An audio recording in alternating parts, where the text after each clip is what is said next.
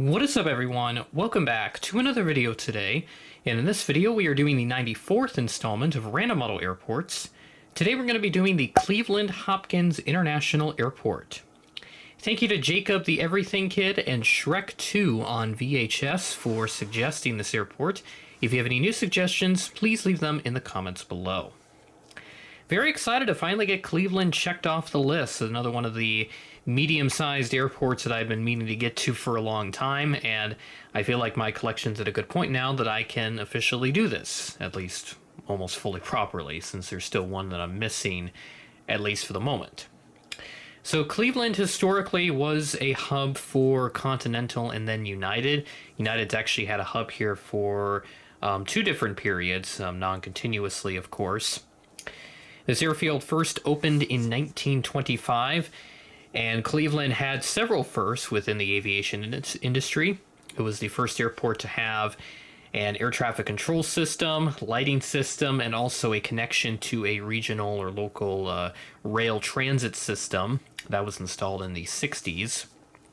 United built a hub here in Cleveland following the Second World War, but then they closed it in the 1980s because it was too close to their hub in Washington Dulles. So Continental came in and they built up their own hub here, which did pretty well for a while, and they even had some flights transatlantic. They had service to London Gatwick on a 757, which then they later went to London Heathrow, but that didn't last very long due to financial issues, and then the financial or housing crisis of 2008 that happened as well.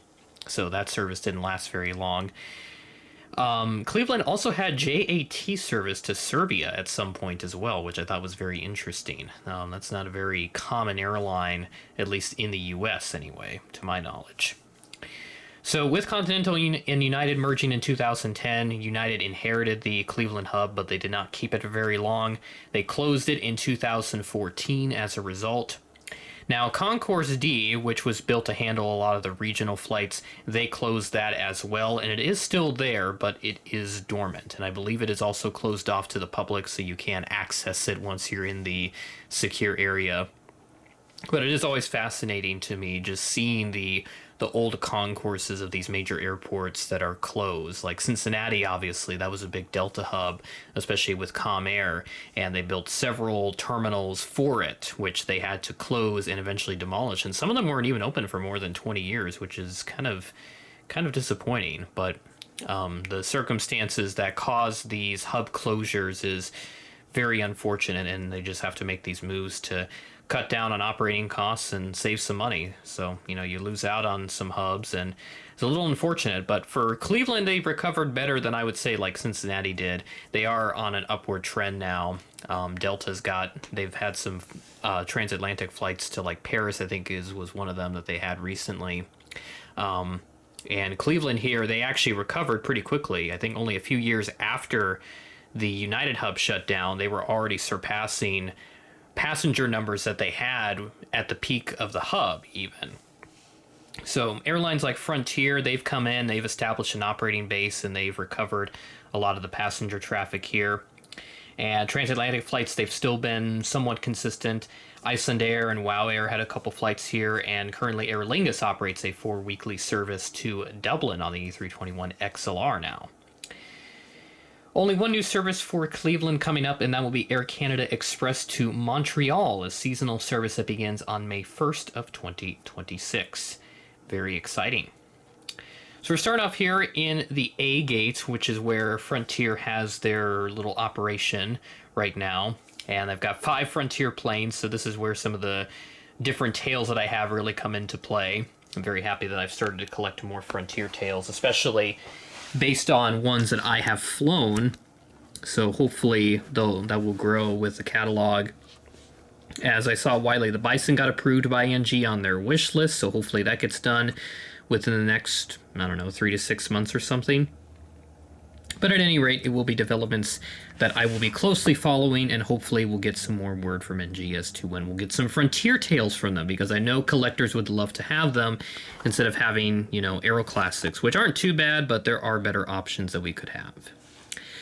So as we get started with this update, we'll start off here at Gate Alpha 2 with this Frontier A320, lovely Griswold the Bear tail. This arrived in from Las Vegas is flight 4466 at 5:50 a.m., 40 minutes early. Some flights in this update I have from other days, but the majority of them are supposed to be from Wednesday, October 29th. There are some flights that don't have arrival times, and I'll get into that when I get to those aircraft. They'll be in the next part, since obviously this is a big airport, so I will be splitting this up into 3 parts. Move on over to our wonderful Georgia the Painted Bunting aircraft, this A320neo, representing a flight from Las Vegas as well. They operate this a couple times every day. Arriving in is flight 3232 at 5:23 p.m., 23 minutes early. Next to that, Mia the Dolphin. This one coming in from Tampa today is flight 2684, and this arrived in at 10:23 a.m., 25 minutes early. And the last Frontier aircraft on this side of the terminal here, we have the Ozzy the Orca A321neo, operating a service from Orlando International today. That's flight 1915, arriving in at 9:47 a.m., 22 minutes early. And then the last Frontier aircraft here is Steve the Eagle on the A321. And this aircraft arrived in from Atlanta as flight 2410 at 1:34 p.m., 40 minutes early, just like the first Frontier aircraft that we looked at. And then our only other aircraft, Spirit's also got a presence here. Obviously, Spirit's been having a lot of issues lately, and I hope that they are able to power through, because it would be a huge loss if Spirit were to shut down. So hopefully they're able to power through. Wishing everybody that works at Spirit nothing but the best for just your future, your career, and just everything else for the airline, because, you know, they need it, and I hope that they're able to power through. But this Spirit A321neo arrived in from Fort Lauderdale as flight 1742, arriving in at 9:06 p.m., 33 minutes late. So there's Concourse A, not a whole lot here. Frontier does have plenty of flights, and they do park at a number of these different gates. So, you know, it's not exactly the fullest, but with the circumstances here, I think we're doing okay. So now move over to the B gates, where we have Delta and Southwest taking residence here. And welcome to the B gates at Cleveland Hopkins. Delta and Southwest dominating this part of the airport. Structurally, it's not too much different from the A gates, so it doesn't look too much different other than the airlines that operate here. So we'll go ahead and start on this side once more. We'll start at Bravo 2 with the Delta A220 on the Salt Lake turn today. This arrived in as flight 2143 at 11:09 p.m., 6 minutes late. And then on to Bravo 4, we have the Delta 737-800 with the lovely splits, a wonderful NG release. I'm a bit surprised Gemini hasn't done this yet, but maybe we'll see that change soon. But this Delta 737 arrived in from ATL as flight 880 at 5:07 p.m., 12 minutes early. Next to that, we have our only regional aircraft of this part of the update. The Delta CRJ-900 on the LaGuardia turn today, arriving in as flight 5190 in Endeavor Air Service. And this arrived in at 9:30 a.m., 15 minutes late. We move on to the MAX 8, and you'll note on the graphic that this does not have an arrival time. When I checked Flight Radar, there were numerous flights, mainly in the evening, that had a lot of just unknown arrival times. And I know that numerous airports across the country, they've been restricting flights because of the whole air traffic controller shortage and all that. I have not read anything about Cleveland's effects specifically, but I know that numerous airports have been affected. So Cleveland is definitely one of those as well, which is unfortunate. So I have included these flights in here anyway, just for the sake of variety. But you'll note that there will be 2 other flights after this one that will also not have arrival times. So move on over to the 737-800 parked next to that. That will be at Bravo 10. And this arrived in from the likes of Phoenix Sky Harbor as flight 4157 at 6:33 p.m., which is 2 minutes early. Don't want that out of focus. But you do get a sneak peek at not one, but 2 specials that we have here. Really good Southwest lineup for this update. And We'll start off with the Missouri 1 aircraft, which I love the NG release, and I love it even more now that I've spotted it. I saw it in Tampa last year. Super cool aircraft to see. This arrived in from Baltimore as Flight 3133 at 2:29 p.m., 1 minute early. And then behind that, Florida 1, which, of course, this aircraft in real life has the splits now, so hopefully somebody will do an updated release of it. This arrived in from, fittingly enough, Orlando International as Flight 2012 at 6:04 p.m., 26 minutes early. And then our last Southwest aircraft, which is up over here, over at Bravo 7. This is another one of the flights that does not have an arrival time. 737-700 in from Chicago Midway as Flight 3798. And this last aircraft also does not have an arrival time, a Delta 737-900 from Atlanta as Flight 971. Delta operates this service, as you see, about 7 to 8 times every day, so no shortage of demand from Cleveland to Atlanta and back. So there's all the B gates. A and B are kind of small concourses here at Cleveland Hopkins, but the C gates will be a lot larger, so I have a lot more aircraft there. Take me a little bit more time to assemble that, but we'll go ahead and get to the C gates right now. And here is the C gates, which is quite massive. Obviously my design isn't going to win any awards or anything, but I think it does get the point across. So you have this like rotunda bit right here, which is where all the United stuff parks at. Still gets pretty full. They have still a good number of flights out of here, but nowhere near as much as what it was in the hub days. So it's not as bustling as it was, what, 10, 15 years ago now, back when the hub was still active in the post-merger era. But American and Aer Lingus and JetBlue also take residence here alongside Air Canada Express, which I do not have since I lack a number 175 in the new colors. Probably need to get one of those at some point, because I've done a couple airports where they get them alongside like the CRJ 900, for example, which I do have already. But we'll go and get started with the American section over at Charlie 2, the American Eagle Embraer 145 on a Philadelphia turn, operating as Flight 5850, operated by Piedmont, and this arrived in at 11:14 a.m., 38 minutes early. And then right next to that, a little bit of a larger aircraft, the 175 on a LaGuardia turn. This arrived in as Flight 4364, operated by Republic Airways at 12:02 p.m., 11 minutes late.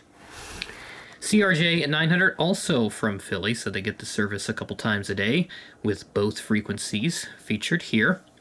This arrived in as Flight 5404, operated by PSA at 12:20 p.m., 11 minutes early. And then mainline, we've got a MAX 8 and an 800 in this update. Both of them are from DFW. This first flight arrived in as Flight 1554 at 10:46 a.m., which is 26 minutes early, or 24, something like that. There might be a little bit more than that. I don't know. I don't think my math is right now. So anyway, it's early enough is what I'm trying to get. And then here's the 737 Next Generation. This is arriving in on the mid-afternoon flight, Flight 2336, and this arrived in at 2:26 p.m., which is 14 minutes early. And then a little guy to end off the American section. They all park on just the one side of the C gates. The CRJ 700 from Chicago O'Hare arrived in as Flight 6370 SkyWest service right on time at 6 o'clock in the afternoon. And then on to the United section, which I've got a good number of United aircraft. Had a couple last-minute additions just to get the variety going here. We'll start off with this Evo Blue 737-800, which is a matching registration, arriving in as Flight 1521 from Denver at 2:59 p.m., 14 minutes early. And this is the very first United Evo Blue aircraft, November 37267. Always nice to get that exact registration there, and I vividly remember when this livery was first unveiled. Mixed opinions then, and maybe still some now, but I think a lot of people have warmed up to that livery, needless to say. And then this, of course, becoming a very rare breed out in the wild, the Unicon Merger Livery 738, on a flight all the way from Los Angeles. This is Flight 394, and this arrived in at 6:22 p.m., 9 minutes early. And then here is one of the last-minute additions, just to get some United Express variety and to fill up another gate. I've got the Embraer 175 on the Chicago turn, arriving in its flight 3601, operated by Republic, at 5:05 p.m., or no, that's the wrong one, sorry, which is 4 minutes early. And then over to the next batch of mainline jets. See the A320 there already. And then we'll get onward with the rest of the sea gates here. So here's the A320. This is on a Chicago air turn as well, arriving in its flight 2091 at 5:05 p.m., which is 4 minutes late. And then just behind that, a 737-700, which arrived in from Houston. That's flight 1934. I do have a different destination for each United flight, minus that express one there, just so that I could get an express flight in. But this arrived in at 10:57 a.m., which is 7 minutes early, and also a matching registration. Or no, that's not. Disregard. I think it was a Gemini one that has that tail number, 21723. And then way over here, we've got a MAX 9 with Evo Blue colors. This arrived in all the way from Fort Lauderdale, flight 679 at 1:50 p.m., 24 minutes early. Now to hop over the rotunda section here. Again, it's not the prettiest looking design, but it does get the point across that, you know, this is a sort of rotunda-esque shape. It's kind of like a, not necessarily like a full circle. I'll pull back up my satellite imagery. There is like an open section from the extended piece where some of the gates down here are at. So that's how they have it set up anyway, as of right now. So go ahead and get it all the way back over here to the MAX 8, which arrived in from Newark, has flight 1673 at 4:25 p.m., 11 minutes early. I also have another Newark aircraft, which is the A319. This arrived in as flight 408 at 12:51 p.m., 19 minutes early. And then the last United aircraft down here, all the way at Charlie 29. This arrived in as flight 283051 from San Francisco, the 737-900ER, at 4:28 p.m., 7 minutes early. And then two more aircraft on this side. I have to keep flipping around my my note sheet, which has all of my flight data here. Here's the Aer Lingus A321XLR, the 4 weekly service to Dublin. This arrived in as flight 87 at 7:54 p.m., 21 minutes early, so kind of a late arrival. If you want to spot it in the fall and winter, it's going to be dark by the time it gets there, so definitely want to spot that in the summer when there's more sunlight. And then the last aircraft for this update, the JetBlue A220 on the Boston turn is flight 541. And this particular aircraft arrived in at 6:29 p.m., 17 minutes early. Always nice to get the JetBlue 220 in there, and hopefully Gemini Jets does the new livery, because there are several of them floating around now, and we haven't seen much developments from them in terms of JetBlue. But we did get the 320 new livery this summer. Hopefully a A220 new livery is in the works. So that'll do it for Cleveland Hopkins. Number 94 in this series, and another medium-sized airport that I can check off. Please keep the suggestions coming. I love doing these big airports. They're super fun to do, even if they do take a lot of time. But I think that's just the fun part of the process. It's just the time you put into getting each part of the airport built for the sake of the video, and then having all the aircraft lined up beautifully. I mean, look at this American section. This looks so nice. Very satisfying lineup. And then, of course, the United section right here, which looks really nice with all the aircraft kind of in that circle pattern. And then you have like Aer Lingus and JetBlue way off over here. Always nice to get that duo right next to each other. Keep the suggestions coming. Thanks again, Jacob, and our good old friend Shrek2 on VHS for suggesting this airport. This video is dedicated to him since he has wanted me to do Cleveland for a very long time, so I figured I'd finally get to do this so that he can be happy. Keep the suggestions coming. Very excited for the 100th episode, which we are approaching quickly. You'll see that later this year. With that being said, thanks for watching, and I will catch you in the next video.